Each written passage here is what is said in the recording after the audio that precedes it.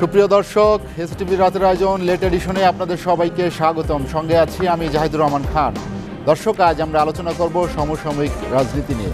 আর এই আলোচনায় আমার সঙ্গে স্টুডিওতে আছেন বিএনপি চেয়ারপারসন উপদেষ্টা সাবেক ছাত্রনেতা হাবিবুর রহমান হাবিব, আছেন বাংলাদেশ আওয়ামী লীগের সাংগঠনিক সম্পাদক আহমেদ হোসেন এমপি, এবং আমার সঙ্গে আছেন জাতীয় পার্টির কো চেয়ারম্যান সাবেক মন্ত্রী গোলাম সরওয়ার মিলন।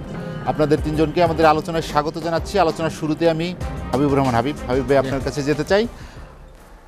বাংলাদেশের রাজনীতিতে বা দক্ষিণ এশিয়া বিষয়ক রাজনীতিতে মার্কিন সহকারী পররাষ্ট্রমন্ত্রী ডোনাল্ড লু একটি আলোচিত নাম। আপনি জানেন 28 অক্টোবর বেশ আলোচনায় ছিলেন। এরপরে তার যে সফর আসছেন, তিনি কথা বলেছেন বিভিন্ন স্টেক হোল্ডারদের সঙ্গে। আপনার কি মনে হয় যে তার এই সফরের কি রাজনৈতিক গুরুত্ব আছে? আপনাকে ধন্যবাদ। আপনার মাধ্যমে এসে টেলিভিশনের সামনে দর্শক শ্রোতাদেরকে সশ্রদ্ধ সালাম। বিজ্ঞ দুইজন আলোচক, আমার অত্যন্ত প্রিয় মানুষ আহমদ হোসেন এবং মিলন ভাইকে সুস্বাগতম। প্রিয় দর্শক শ্রোতা, এই বছরে প্রথম আসলাম এসে টেলিভিশনে, জেল থেকে বেরিয়ে, সেকেন্ড হোম থেকে। ডোনাল্ড লু এসেছেন, এই ব্যাপারে সরকার বেশি কথা বলতেছে। আমাদের এখানে কোনো উত্তাপ নেই আমাদের মধ্যে। রাষ্ট্রীয় সফরে এসেছে, তার সরকারের সাথে দ্বিপাক্ষিক সম্পর্ক উন্নয়ন করার জন্য যা যা করার দরকার, কিছু বোয়িং টোয়িং বিক্রি করবে, কিছু তেল গ্যাস উত্তোলনের জন্য চুক্তি টুক্তি করবে, হয়তো রোহিঙ্গাদের ব্যাপারে কিছু কথা বলবে। এইগুলোই রাজনৈতিক বিষয় নিয়ে আমরা এই ব্যাপারে খুব বেশি আমরা আগ্রহী না। তার কারণ ওনারা ওই সময় যে কথাগুলি বলেছিলেন, ওনারা তো আর বিএনপিকে ক্ষমতায় বসানোর জন্য বলেন নাই। ওনাদের কথাটা ছিল যে একটা নির্বাচন হবে, অংশগ্রহণ নির্বাচন হবে, সবাই ভোট দিতে পারেন, এটা ছিল ওনাদের ইয়ে। তো সরকার সেটা করেনি, ওনারা সেটার প্রেশারও দেয়নি। প্রেশার যদি দু একটা তাদের ছিল, পরে ভারতে ডেকে নিয়ে যে আপনার হলো ওরে কী বলে, হ্যাঁ মানে মানুষ তো খারাপ হলে আমি তো ওইভাবে বলবো না, পিটার হাঁস। এখন আওয়ামী লীগের কেউ কেউ তাকে জয় করে খেতে চেয়েছিল, এই জন্য জরিমানাও মনে দিয়েছে, কেউ মানে জেলও হয়েছে, এরকম আর কি। জেল না হলেও মামলা হয়েছে। তো তাকে ভারত ডেকে নিয়ে গেল, ডেকে নিয়ে মন্ত্র দিয়ে দিল, চুপ হয়ে গেল। এখন মার্কিন যুক্তরাষ্ট্র এবং ইউরোপিয়ান ইউনিয়ন তারা ভোটটাকে এখনও সুষ্ঠু ভোট হয়েছে বলে তারা মনে করে না, আসলেও হয়নি। কিন্তু পরবর্তী পদক্ষেপ তাদের যেটা নেওয়ার দরকার ছিল, সেটা হয়তো তারা তাদের কৌশলগত কারণে তারা যেটুকু বলার বলেছে, যেটুকু করার করেছে। তারপরে হয়তো এই দেশের মানুষের চাহিদা মোতাবেক যে তারা যেহেতু উন্নয়নের পার্টনার, তারা ব্যবসা এই পার্টনার, তো তাদের কিছু বক্তব্য থাকতে পারতো, জোরালো বক্তব্য থাকতে পারতো, যেটা একটা গণতান্ত্রিক দেশে একটা নির্বাচন হওয়া দরকার, সব দল অংশগ্রহণ করবে, প্রধান বিরোধী দলের অফিস দিতে বন্ধ করে একটা নির্বাচন হয়ে গেল। তো এখন উনি এসেছেন, এই বিষয়ে আমাদের পক্ষ থেকে আমাদের কোনো উচ্ছ্বাসও নেই, আমাদের কোনো উদ্বিগ্নতা নেই। আমরা মনে করি সরকারি সফরে উনি এসেছেন, তার যে সমস্ত কর্মকাণ্ড, তারপরে গার্মেন্টস শ্রমিকদের এখানে কিছু দাবি দেওয়া আছে, বা এই যে শ্রম আইনের কিছু সংশোধনের ব্যাপার আছে, এই সমস্ত নিয়েগুলি মোটামুটি আলোচনা।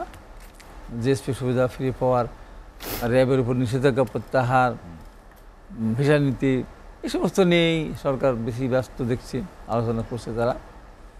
এটা সরকারের আগ্রহটা কমে গেল কেন? বিএনপির যেটি প্রত্যাশা ছিল বা আকাঙ্ক্ষা ছিল সেই জায়গায় কোনো প্রত্যাশা না, এটা গণতান্ত্রিক মনা রাজনৈতিক দলগুলির প্রত্যাশা ছিল, এটা স্বাভাবিক, প্রত্যাশাটা ছিল স্বাভাবিক।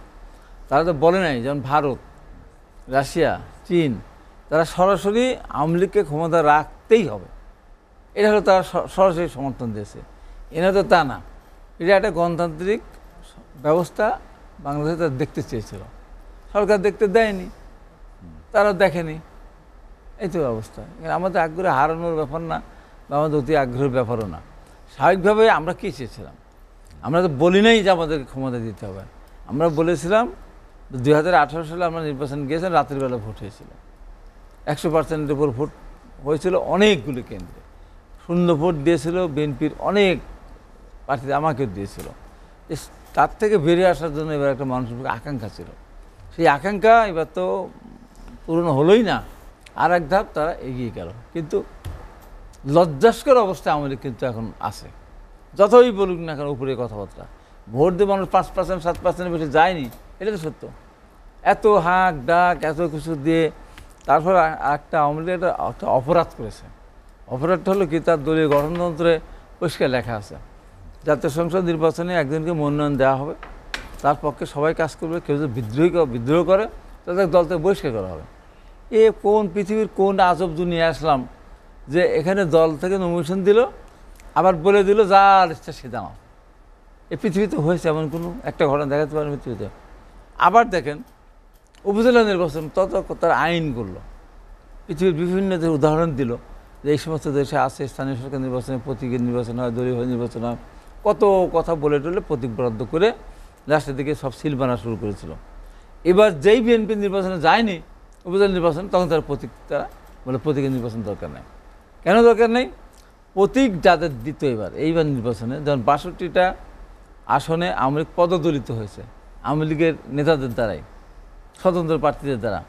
এখানে ৪৫০টার উপর নির্বাচন হতো উপজেলা, ৫০টা থেকে ১০০টা পেত, আর বাদ বাকিগুলি নৌকা কেন হেরে যেত। এই নৌকা যেন হেরে না যায়, নৌকা হারলে লজ্জায় পড়বে সরকার, সেই কারণে তারা এখন নৌকাতে মানে প্রতীক থেকে সরিয়ে আসলো। এবং দেখেন এই দেশের মানুষ আওয়ামী লীগকে পরিত্যাগ করেছে, এই দেশের রাজনৈতিক দলগুলি পরিত্যাগ করেছে। আমরা ২৪ সালের ৭ই জানুয়ারি নির্বাচনে ২৮টি নিবন্ধিত রাজনৈতিক দল নির্বাচনে গিয়েছিল, ২৮টি। এখন কে গেছে? এখন কেউ যায় নাই।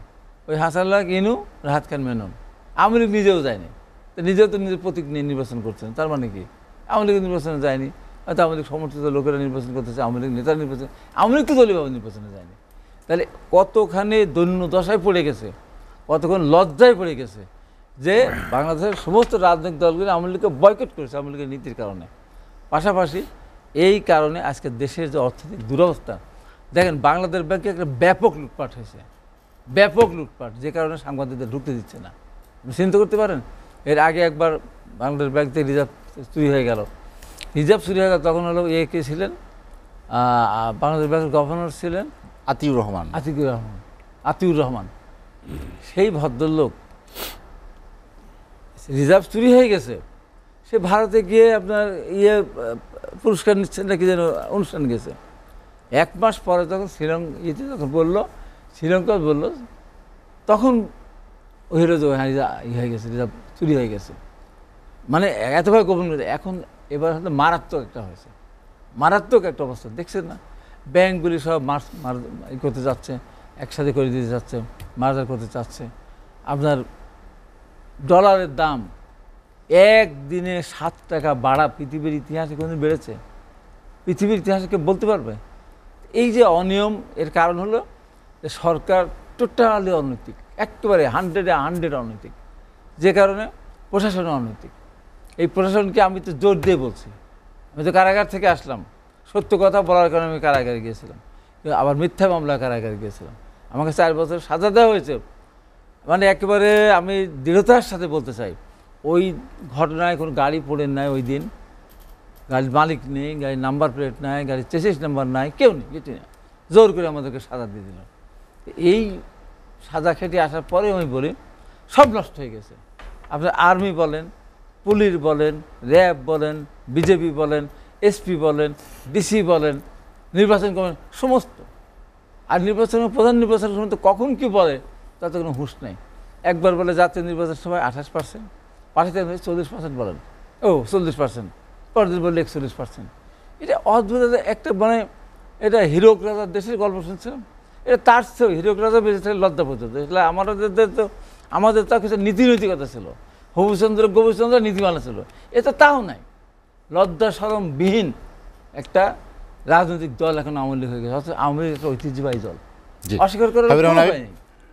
আমি আপনার কাছে আবার আসবো, আহমেদ হোসেন ভাইয়ের কাছ থেকে শুনে আসি যে অভিযোগগুলো আপনি তুললেন। আহমেদ হোসেন। জি, আপনাকে ধন্যবাদ, যারা সহ আলোচক তাদেরকে ধন্যবাদ। না, অভিযোগ তো এটি গতানুগতিক কথাই। আমরা শুরু থেকেই যদি ধরি যে ডোনাল্ড লু নিয়ে তেমন আগ্রহ, ডোনাল্ড লুর আগমন, এবারের আগমনটা ভিন্ন প্রেক্ষাপট। আর নির্বাচনের আগে তাদের কাছে ইস্যু ছিল যে সামনে নির্বাচন, আর তারা আসলেই কিন্তু বিএনপি উৎসবে মেতে উঠত, এই ডোনাল্ড লু আসছে আমাদের পক্ষে। এবার কিন্তু আর সেই উৎসব হারিয়ে পেরেছে, উৎসাহ হারিয়ে পেরেছে। এটা আশা করেছিল রোনাল্ডোর কাছ থেকে গুড়ে বালি। এবার রোনাল্ডো আসছে, আপনার মনে আছে যে Joe Biden president of United States, তিনি মাননীয় প্রধানমন্ত্রীকে একটা চিঠি দিয়েছিলেন যে লাস্ট কথাটা ছিল যে আপনার সরকারের সাথে কাজ করার জন্য আমরা ইচ্ছুক। মানে এক কথাই হলো one kind of recognition to elected government, diplomatic কথা আর কি।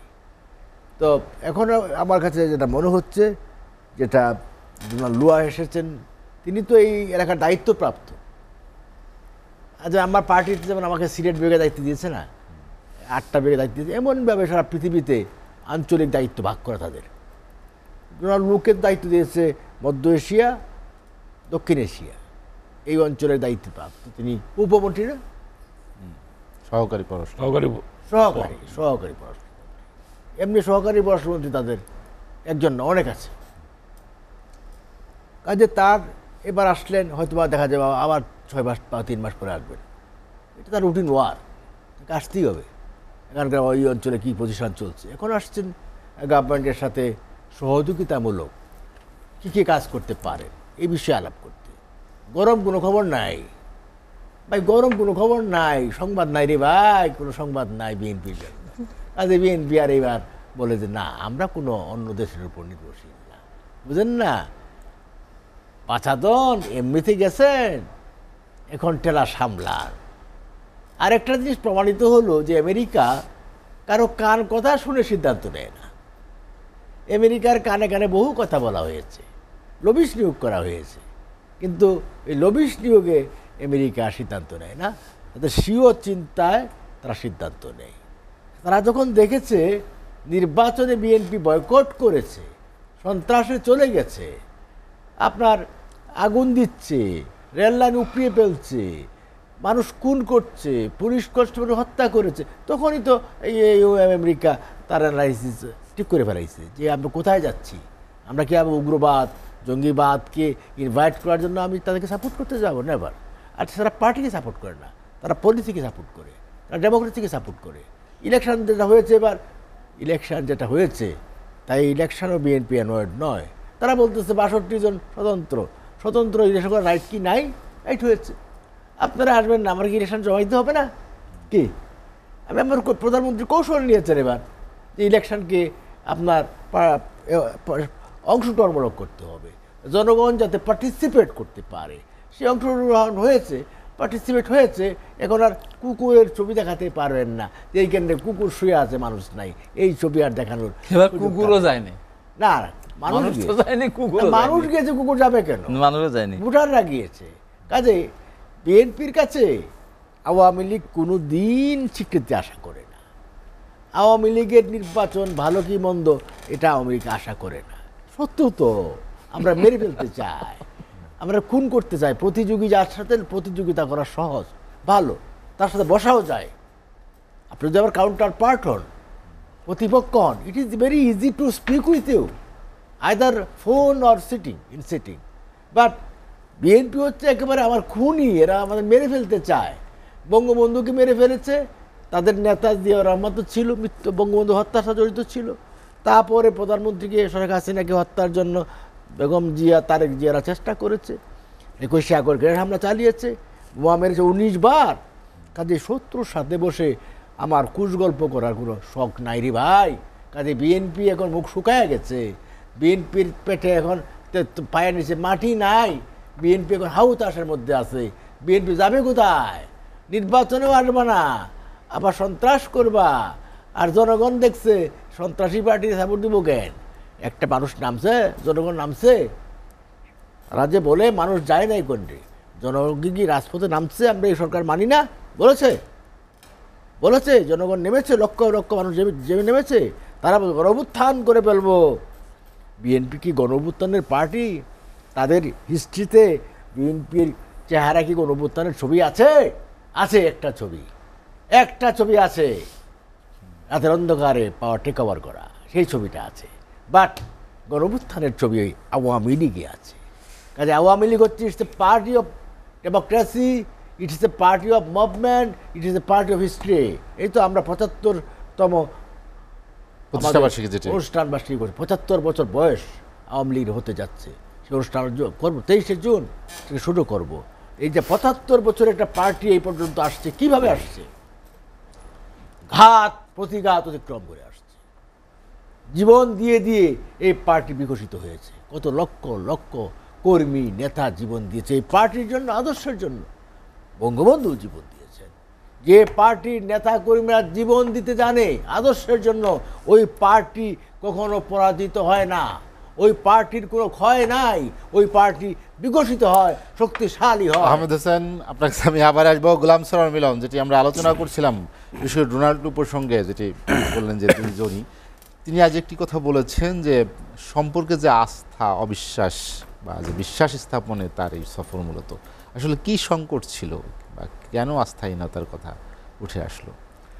ধন্যবাদ প্রিয় সঞ্চালক জাহিদ ভাই, আপনাকে এবং আমার অত্যন্ত কাছের দুজন সজ্জন আলোচক, তাদেরকে শুভেচ্ছা, এবং এসএটিভির অগণিত দর্শক শ্রোতা কাছের এবং দূরের সবাইকে শুভেচ্ছা জানিয়ে আমি আপনার কথায় আসতে চাই। ডোনাল্ড লু মধ্য এশিয়া এবং দক্ষিণ এশিয়ার সহকারী পররাষ্ট্রমন্ত্রী। নির্বাচনের আগে এসেছেন, পরে এসেছেন। এখন নির্বাচনের আগের কথা এবং পরের কথা মিল অমিলে ভরা, সে কথা পরে আসছি। তার আগে আমি বলি যে দুই দল, বৃহৎ দুই দল, দুই পাশে আছেন আওয়ামী লীগ এবং বিএনপি। ওবায়দুল কাদের সাহেব এবং মির্জা ফখরুল অভিন্ন সুরে কথা বলতেছে। বলতে পারেন কি অভিন্ন সুরটা কি? ওবায়দুল কাদের সাহেব বলছেন যে উনি এসছেন ওনার কাজে, তো স্বাভাবিক, সবাই তো সবার আন্তর্জাতিক গ্লোবাল ভিলেজে বাস করি। আমাদের পররাষ্ট্রমন্ত্রী যখন অন্য দেশে যাবে, তার কাজ, তার এজেন্ডা থাকবে, কূটনৈতিক সম্পর্ক থাকবে, বাইলেটারাল সম্পর্ক থাকবে। আবার মির্জা ফখরুল সাহেব বলতেছেন যে লুর সফর নিয়ে বিএনপির কোনো আগ্রহ নাই, কিন্তু এই বিএনপির ওনার সফর নিয়ে আগ্রহ কিন্তু নির্বাচনের আগে কিন্তু বিএনপি দেখিয়েছিল। তো আমি এই জন্যই বললাম যে তাদের দুজনের অভিন্ন সুর আছে। যে কথা বলছিলাম যে মিল অমিলে ভরা হলো এই ডোনাল্ড লুয়ের কথায়। কিভাবে দেখেন, নির্বাচনের আগে সুষ্ঠু নির্বাচনের কথা বলছে, এখন সেই সুষ্ঠু নির্বাচনের কথা ভুলে গিয়ে এখন নতুন সম্পর্ক স্থাপনের কথা, নতুন সম্পর্ক পুনর্গঠনের কথা। জো বাইডেন চিঠি লিখেছেন 7ই মার্চ নির্বাচনের পরে, 7ই জানুয়ারি নির্বাচনের পরে আগামী দিনের পথ চলাকে তারা নতুনভাবে এগিয়ে নিতে চায়। এটা বলতেই হতেই পারে। এখন একটা কথা কি, মার্কিন যুক্তরাষ্ট্র তার নিজস্ব ডেমোক্রেটিক পার্টির এজেন্ডা আছে, মানবাধিকার, গণতন্ত্র, সুশাসন, এটা ঠিক আছে, এটা আইডেল একটা জায়গায় তারা এটা বলতে পারে। কিন্তু এই জায়গায় তো আমরা দ্বিচারিতা দেখি। আজকে মানবাধিকার নিয়ে এইবার কথা হয় নাই, গণতন্ত্র নিয়ে কথা হয় নাই। কারণ হলো কি, আজকে তার দেশে এই ইসরায়েলের বিরুদ্ধে যেটা হচ্ছে, এটার বিরুদ্ধে তো সে কী বলবে বিশ্ব জনমতের কাছে? আজকে ইসরায়েল যে যা করছে তার দ্বারা সৃষ্ট ফ্র্যাঙ্কেস্টাইন আজকে তার কন্ট্রোলে নেই। সুতরাং আজকে মানবাধিকারের ব্যাপারে 35,000 আজকে ফিলিস্তিন সাধারণ নিরীহ জনগণের হত্যাযোগ্য হয়েছে। আমি এই কথা দিয়ে বোঝাতে চাচ্ছি যে তাই বলে কি আমরা আমেরিকাকে অস্বীকার করতে পারবো না।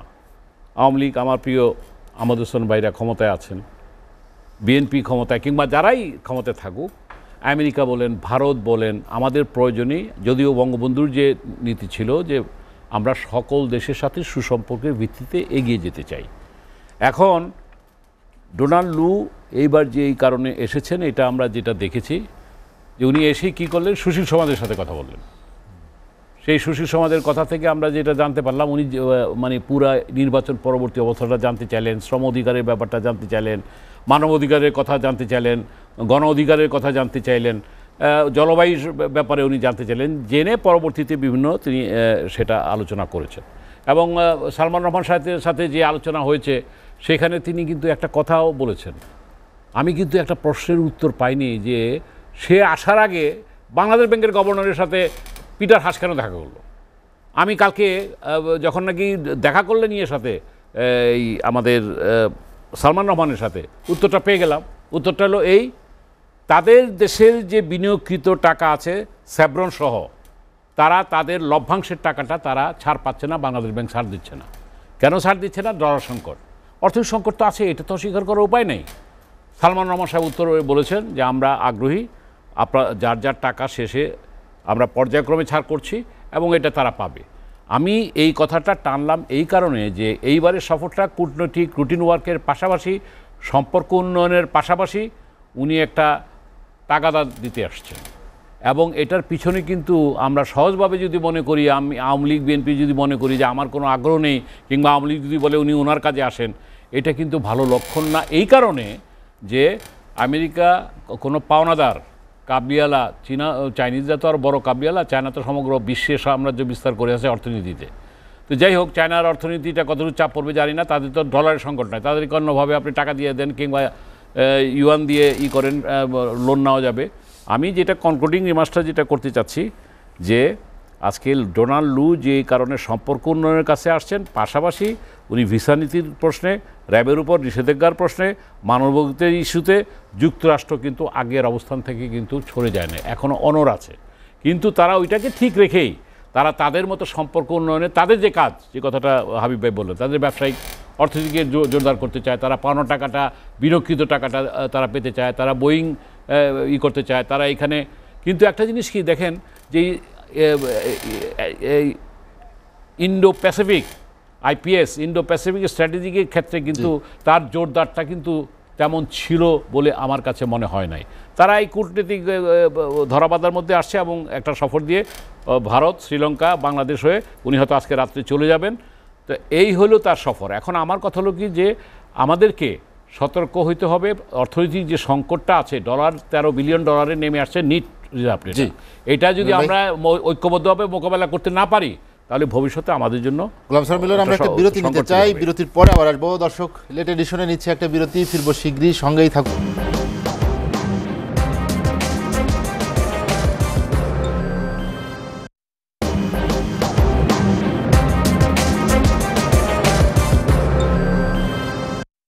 দেখছেন এসএটিভি রাতের আয়োজন লেট এডিশন। বিরতির পর আমরা আবারও ফিরছি আলোচনায়। হাবিবুর রহমান হাবিব, যেটা আলোচনা করছিলাম, আহমেদ ভাই যেটি বললেন যে বিএনপি হতাশা থেকে এসব কথা বলছে, বিএনপি এখন যাবে কোথায়?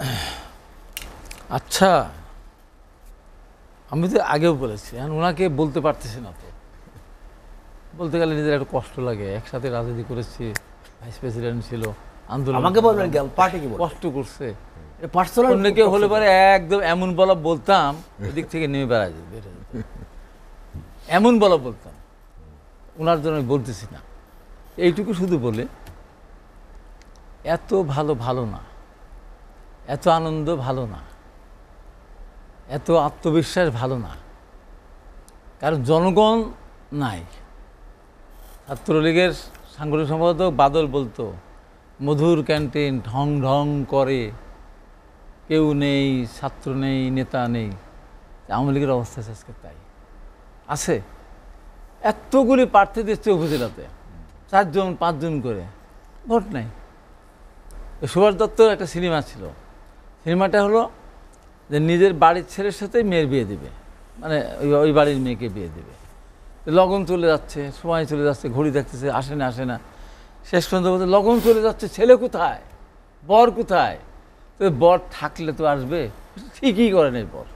তো আওয়ামী লীগ ভোটার পাবে কোথায়? ভোটার থাকলে তো যাবে ভোট কেন্দ্রে, ভোটার না থাকলে ভোট কেন্দ্রে যাবে কে? যে ক্রাইসিসে আওয়ামী লীগ পড়ে গেছে, এই ক্রাইসিস থেকে আওয়ামী লীগের বের হওয়ার কোনো সুযোগ নেই। দেশের অর্থনৈতিক অবস্থাকে যে জায়গাতে একমাত্র বিদ্যুৎ খাতে, এখনও তারা বিদ্যুৎ খাতে যে অন্যায়টা করে যাচ্ছে, ক্যাপাসিটি ট্যাক্সের নামে যে টাকাটা দিয়ে যাচ্ছে, এই যে আদানি নিয়ে গেল বা এই যে নিয়ে আসছে, আপনার বিদ্যুৎ উৎপাদন সক্ষমতা এখন তাদের 27,000 মেগাওয়াট, আমার উপরে 2400 মেগাওয়াট, আর একটা করার চিন্তা ভাবনা করতে হবে। তারপর আরও মাথার বাইরে কোথায় দিয়ে আরও মানে 5-7 হাজার আছে। আপনি বিদ্যুৎকে খাবেন না মাথায় দিবেন? বিদ্যুৎ কি গড়ানো রাখার জিনিস? আপনার সন্তান 3টা, বাড়ি বানাইছেন 6টা ব্যাংক থেকে লোন নিয়ে। তো বাড়িতে 3টা সন্তান, তো 3 বাড়ি 4 বাড়িতে লাগে না, 5 বাড়ি 6 বাড়িতে দরকার নাই। আরও আপনি বাড়ি বানাতেন লোন নেন ব্যাংক থেকে, তো ব্যাংকের আপনি ইন্টারেস্ট দেবেন, তেমন রাস্তার ফকির হয়ে যাবেন না? আজকে আমাদের দেশের অবস্থা শুধুমাত্র আওয়ামী লীগের কিছু চোরদের, কিছু দুর্নীতিবাজদের টাকা বানিয়ে দেওয়ার জন্য এই বিদ্যুৎ খাতের এই সমস্ত কুইক রেন্টাল করে আজকে এত বছর 15 বছর লাগে। এই কুইক রেন্টাল কত বছর লাগে? কত বছর? এটা হলো সাময়িক এটা এক বছর 2 বছর থাকতে পারে একটা বিদ্যুৎ পূর্ণাঙ্গ একটা বিদ্যুৎ প্ল্যান রেডি না হওয়া পর্যন্ত। কত বছর লাগবে, এখনও সেটা দিয়ে যাচ্ছে। আমার নিজের বিদ্যুৎ প্ল্যান্টগুলি বসে থাকা সত্ত্বেও আমি উৎপাদন না করে আমি ওই টেন্ডার থেকে বিদ্যুৎ কিনতে যাচ্ছি। আবার না কিনলে তাও টাকা দিতে হবে, ক্যাপাসিটি ট্যাক্স চার্জ দিতে হবে। এবং একটা জিনিস আমাদের দেশে, সব দেশেই গরমের সময় যত বিদ্যুতের চাহিদা শীতের সময় অনেক নিচে নেমে আসে, প্রায় 3 ভাগের 1 ভাগ তো কমে যায়। তখনও আপনাকে তো ক্যাপাসিটি চার্জ দিতে হচ্ছে আপনাকে। দিয়ে আজকে অর্থনৈতিক অবস্থা, ডলার সংকট কেন? এই তো 1 লক্ষ কোটি টাকার উপরে আপনার ক্যাপাসিটি চার্জ দিয়েছেন। বিদ্যুতের দাম বাড়াচ্ছে, কি বললো? প্রতি মাসে মাসে বিদ্যুৎ দাম বাড়ে। কেন বাড়বে কেন? আমি এখনও বিদ্যুৎ যে দাম, সেই দামে এখন বাংলাদেশে ধরেন আপনার গ্যাস দিতে করলে তো এখনও 2 টাকা 3 টাকার বেশি পড়ে না, অন্য দিয়ে 5 টাকা 6 টাকা বেশি পড়ার কথা না।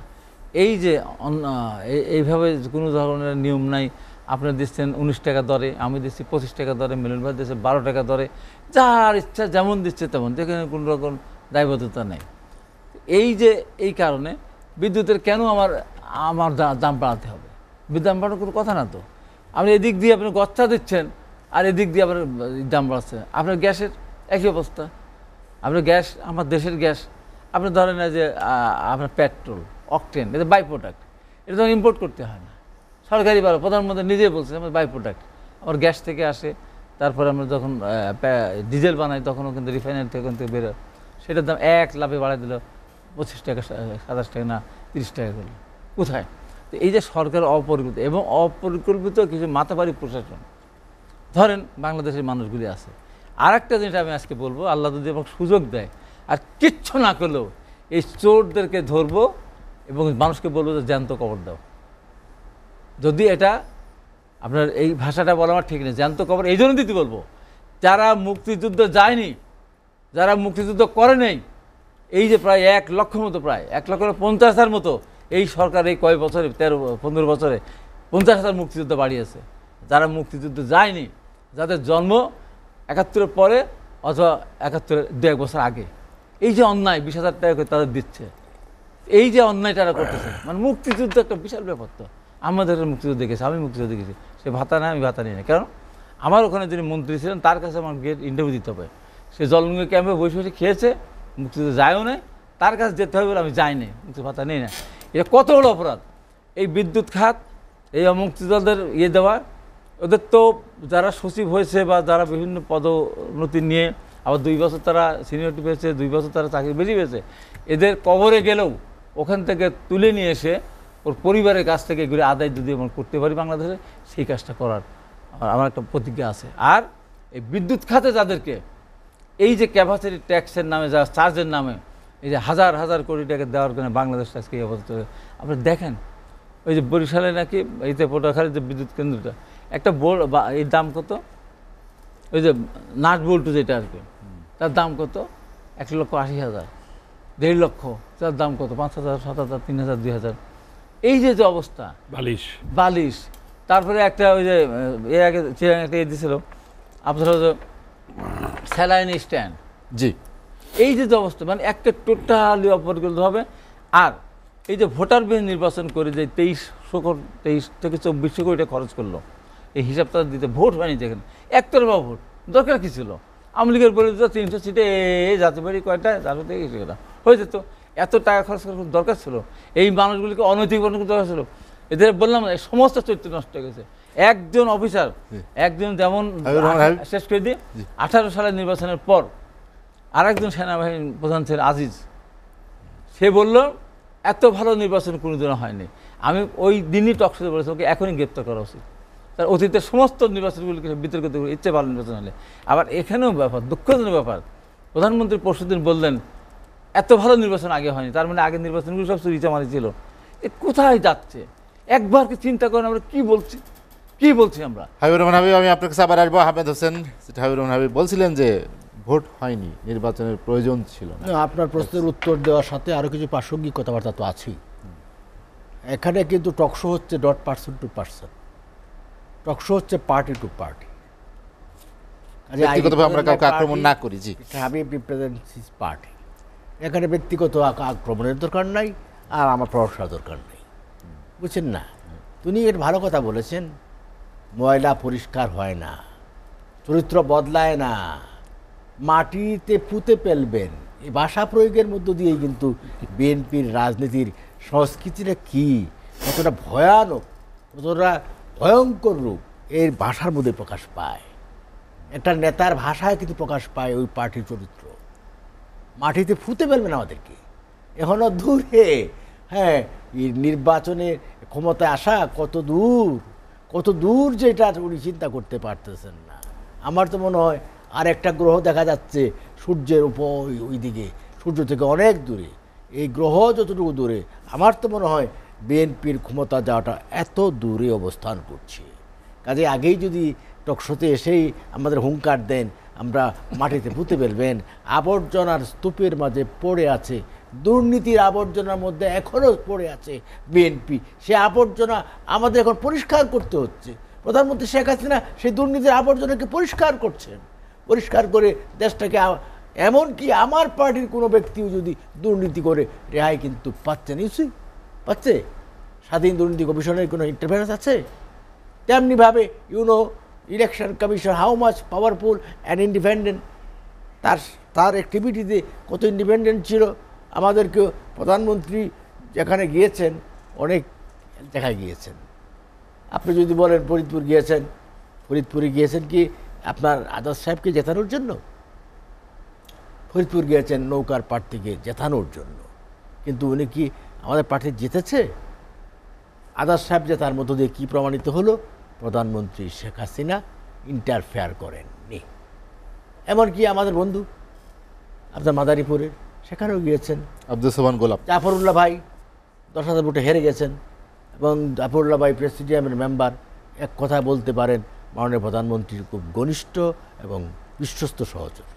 কই, তিনি যদি চাইতেন ইন্টারফেয়ার করতে পারতেন, করেন নাই। এই 3টি ঘটনায় প্রমাণ মিলেছে অনারেবল প্রাইম মিনিস্টার একেবারে সব ছেড়ে দিয়েছেন, নির্বাচন কমিশন স্বাধীন, তার ক্ষমতা সে প্রয়োগ করবে, এখানে আমাদের এই কোনো ইন্টারফেয়ারেন্স নেই।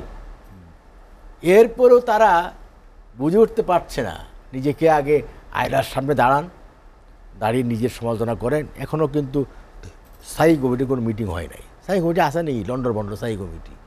হ্যাঁ, কে কোনটা স্থায়ী কমিটি বানাইতে সময় লাগে না।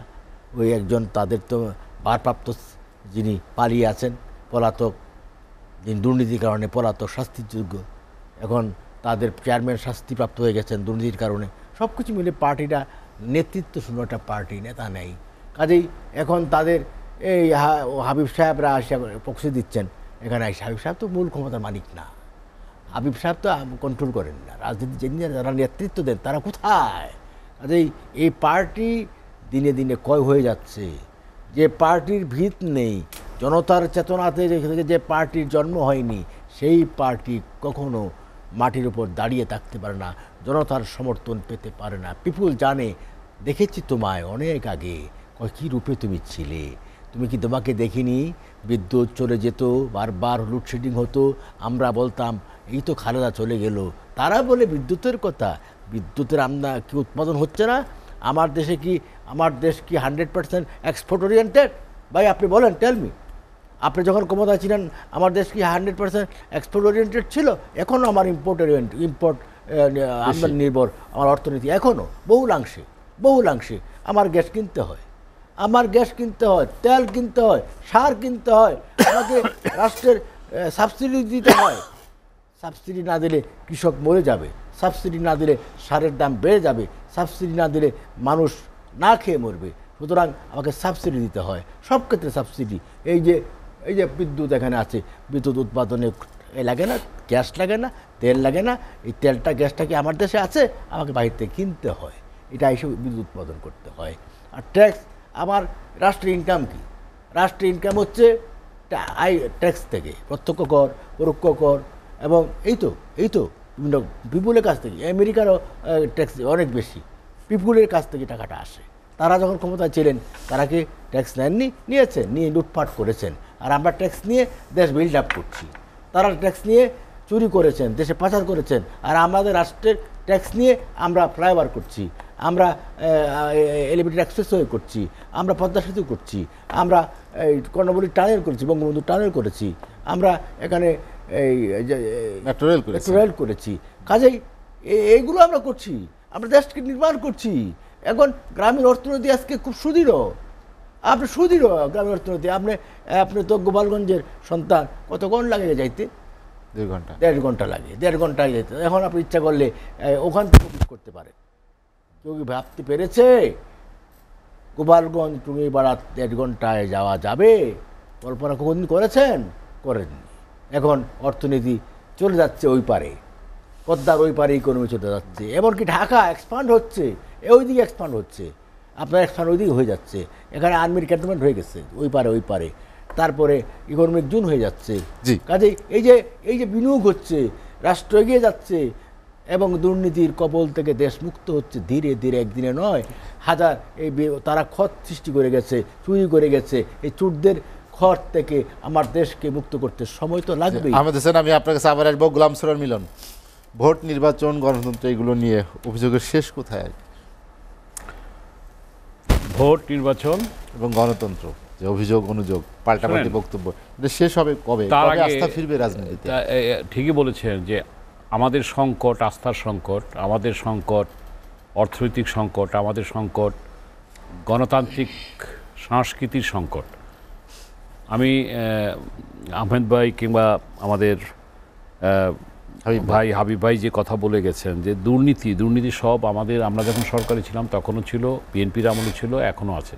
তবে এখন মেগা প্রজেক্ট হয়েছে, দুর্নীতিও বড় হয়েছে, এটা তো অস্বীকার করার উপায় নেই, এটাকে আমলে নিতে হবে। এটাও ঠিক, মাননীয় প্রধানমন্ত্রী অনেক জায়গায় পদক্ষেপও নিয়েছেন দুর্নীতির বিরুদ্ধে। কিন্তু এই যে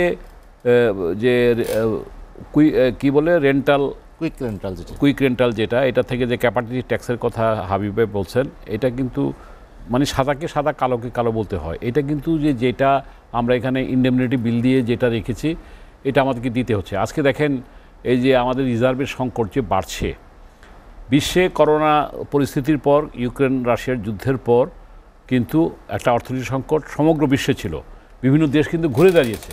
কিন্তু আমাদের আজকে কিন্তু আমরা শঙ্কার মধ্যে আছি যে আমাদের যেটা আছে সেটা আজকে অবশ্যই আমরা সেটা ঘুরে দাঁড়াতে পারবো, কিংবা আমাদের এই সংকট থাকবে না। আমি খুব আশাবাদী লোক, নিশ্চয়ই মাননীয় প্রধানমন্ত্রী তার বিচক্ষণতা দিয়ে সেটা ওভারকাম করবেন, এটাও আমি বিশ্বাস করতে চাই।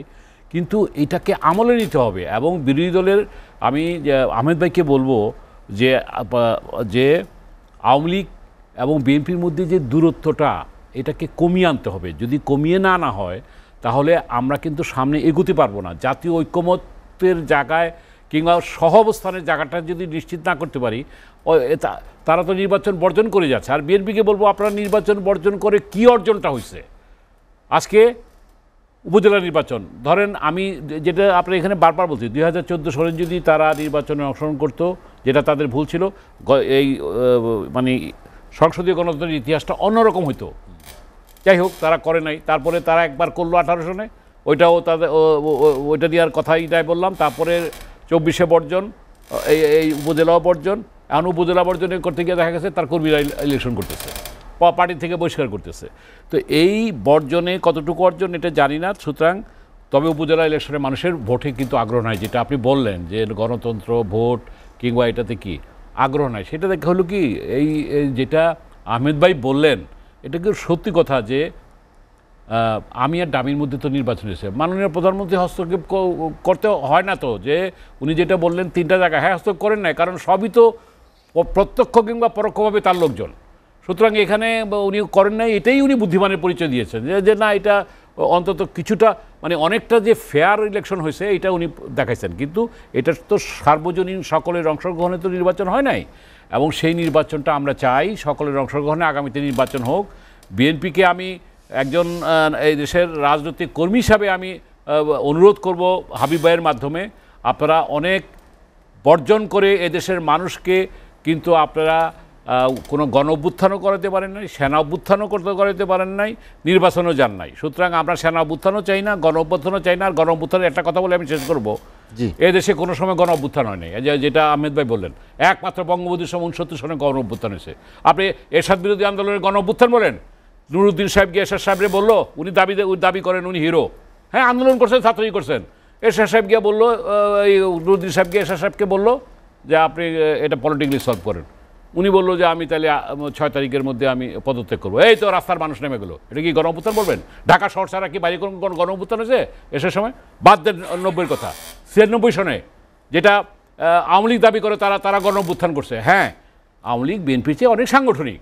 এই যে আজকে যে আন্দোলনটা হইতে, এটা যদি আওয়ামী লীগ করতো তাহলে আন্দোলন কারে এটা দেখা দিতে পারতো, এটা আমি স্বীকার করি।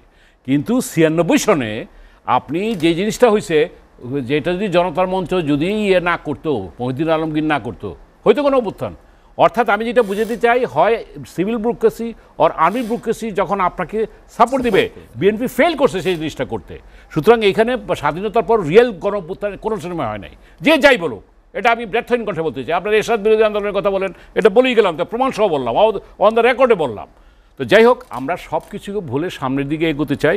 এবং আমি শেষে এটা বলতে যাচ্ছি যে আমরা গোলটা ঠিক করা দরকার ভবিষ্যৎ প্রজন্মের জন্য। আপনি যেটা বললেন, আগামী দিনের যে নির্বাচন, গণতন্ত্র, রাজনৈতিক সংকট, অর্থনৈতিক সংকট, এগুলিকে যদি আমরা না করতে পারি, আমরা তো শ্রীলঙ্কা তো হবই না, আমরা আরও খারাপ অবস্থায় চলে যেতে পারে, যদি না আমাদের ভিতর এই বিভাজনের রেখাটাকে যদি আমরা কাছাকাছি যদি আমরা না নিয়ে আসতে পারি। জি গোলাম সাহেব মিলন, আমরা আর একটা বিরতি নেব, বিরতির পর আবার আসবো। দর্শক লেট এডিশনে নিচ্ছি আর একটা বিরতি, ফিরবো শীঘ্রই, সঙ্গেই থাকুন।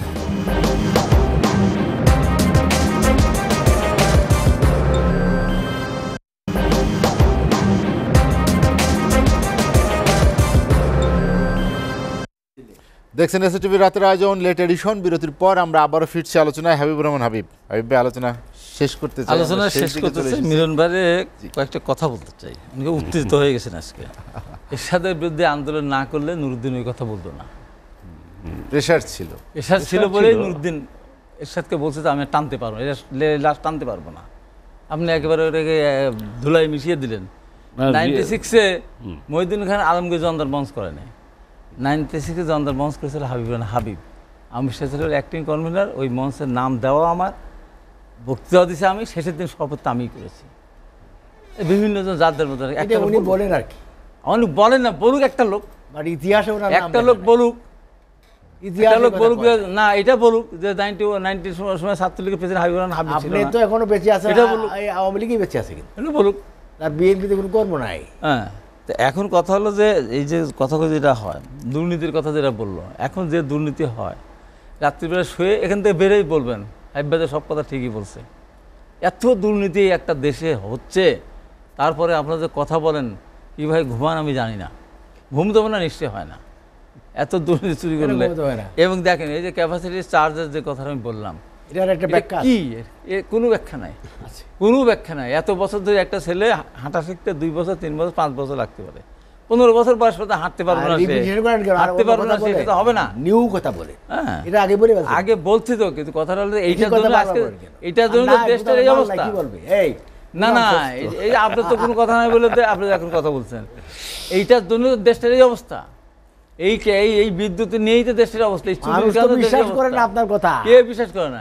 শোনেন, একটা কথা বলি, এই যে মিলন ভাই যে কথাটা ভুল কথা একটা বললো, আমরা নির্বাচন, আওয়ামী লীগ নির্বাচন গেছিল 88 সালে, আওয়ামী লীগ নির্বাচন গিয়েছিল 1996 সালে, আওয়ামী লীগ নির্বাচন গিয়েছিল 1985 সালে উপজেলা নির্বাচনে, আওয়ামী লীগ নির্বাচনে গিয়েছিল সিটি কর্পোরেশন নির্বাচন, সাদিকুল মেয়র, আওয়ামী লীগ নির্বাচন গিয়েছিল 2007 সালে 3 তারিখে সব সদল বলে পদত্যাগ করলো। এগুলো দেখতে হবে, এগুলো বুঝতে হবে, অতীত জানতে হবে, মনে রাখতে হবে যে আমি যা বলছি তার পিছনে অন্যজন কথা বলতে না পারে।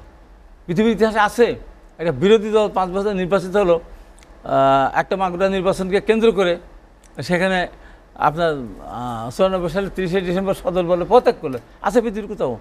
আছে কোথাও এতগুলি লোক পদত্যাগ করে, 100 জনের মতো বিরোধী দল পদত্যাগ করে? আছে কোথাও? নাই।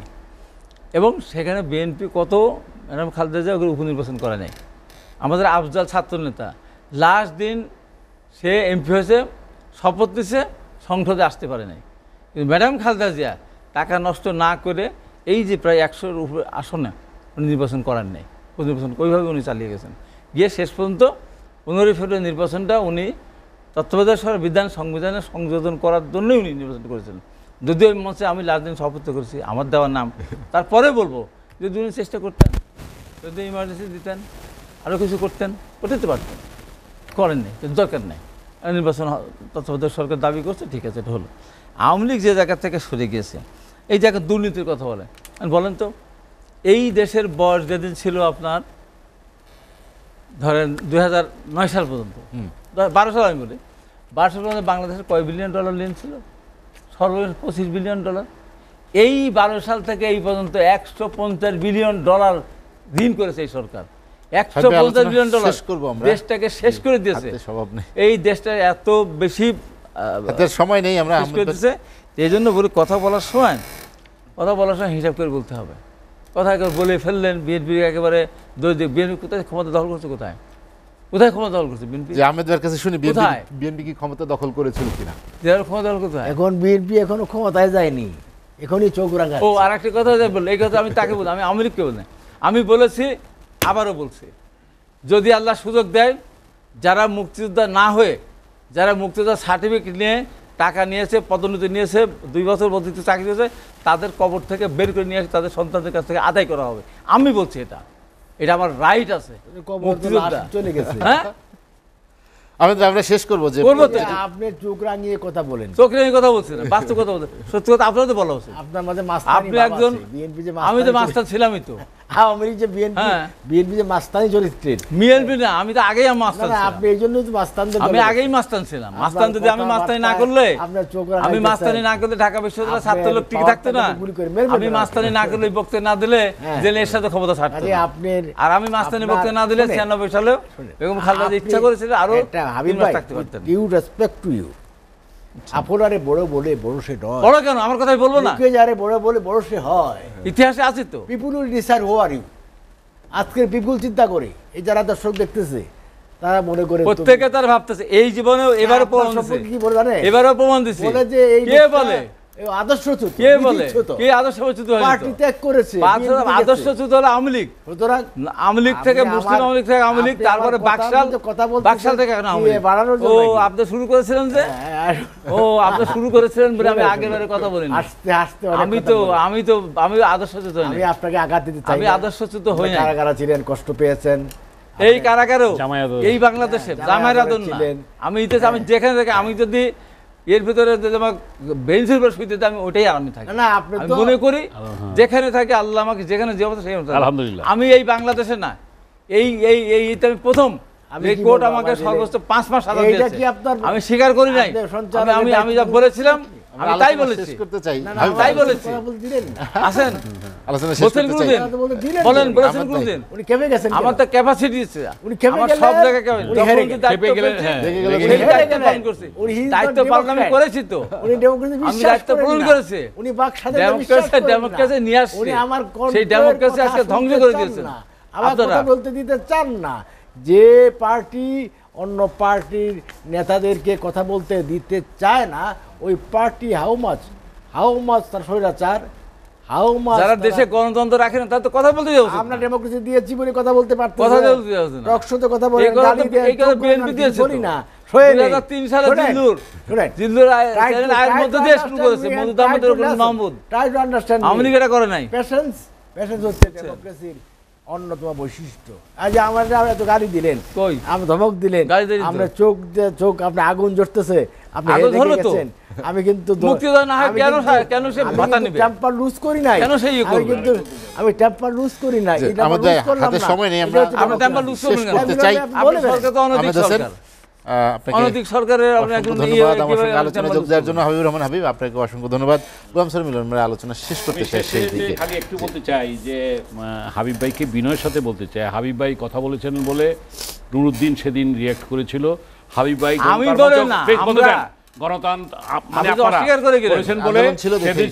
এখন হাবিব ভাই কথা বলছেন, বিএনপি কথা বলছেন, নুরুদ্দিনও দেখি না, মহিউদ্দিন খান আলমগীরও দেখি না। আমি সেটাই বলতে চাচ্ছি। সুতরাং কথা একটু আমার কথার টোনটা বোঝার চেষ্টা করেন।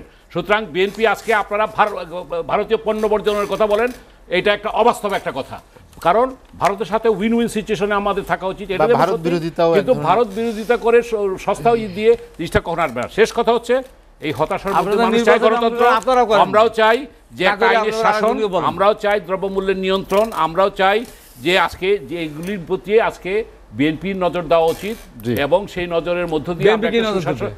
বিরোধী দল বিরোধী হিসাবে দল বিরোধী দল কি হিসাবে আমরা তো- এই কারণে কারণ আপনারা বলতে আপনারা শুধু যেই কথাগুলি সরকার বলেন চুরি করবে যে আর আমরা নজর না না দেব। না ঠিক আছে এটা হবে আপনারা তো নাকি? অবশ্যই বলবেন সরকার syndicate আপনারা- করবে, আমরা নজর দেব। সেই হবে এটা? আপনারা এই কথার সাথে তো একমত তাহলে? যে সিন্ডিকেটের সমালোচনা তো বিরুদ্ধে করতে পারবেন। দুর্নীতির বিরুদ্ধে আমরা অবশ্যই সোচ্চার হতে হবে, সোচ্চার হব কণ্ঠ সোচ্চার হতে হবে। কিন্তু আজকে আপনি আপনারা সেদিন আন্দোলন করেছিলেন বলে যে অভ্যুত্থান হয়েছিল অবশ্যই। সেনা এবং কি বলে ব্রুকেসি আজকে হচ্ছে না অবশ্যই। কেন হবে, এবারও হবে, কেন হচ্ছে না এবারও হবে। হ্যাঁ ওইবার আমার 9 বছর লাগছিল। এর সাথে দল ছিল না, বল ছিল না, 9 বছর লাগছিল। 15 বছর 20 বছর হলে পার লাগবে? হয়ে যেতেছে। হতে পারে। সুতরাং এটা কখনোই হবে না, আগের পরিস্থিতি নাই। হবে আমরা চাই না, এটা বলা আমরা যাবে না। চাই নির্বাচন, আমরা চাই একটি গ্রহণযোগ্য নির্বাচন। এইভাবে কথা বলেন, আমরা চাই যে গোলাম এটা সাহেব যাতে দিছে। সবার অংশগ্রহণের নির্বাচন ও, হয়। এটা বলেন না? হ্যাঁ। আলোচনা বিএনপি শেষ পার্টি করতে বন্ধ চাই। করে আপনাকে দিলে সে কথা অসংখ্য বলেন না? ধন্যবাদ। এটা হাবিবুর তো রহমান অবশ্যই। হাবিব এটা এবং বলেন। আহমেদ হোসেন, আপনাদেরকে অসংখ্য ধন্যবাদ। দর্শক জানিয়ে রাখি লেট এডিশন পুনঃপ্রচার হয় সকাল 8টায়। আজ এ পর্যন্তই। ভালো থাকুন, সুস্থ থাকুন, এসএটিভির সঙ্গেই থাকুন।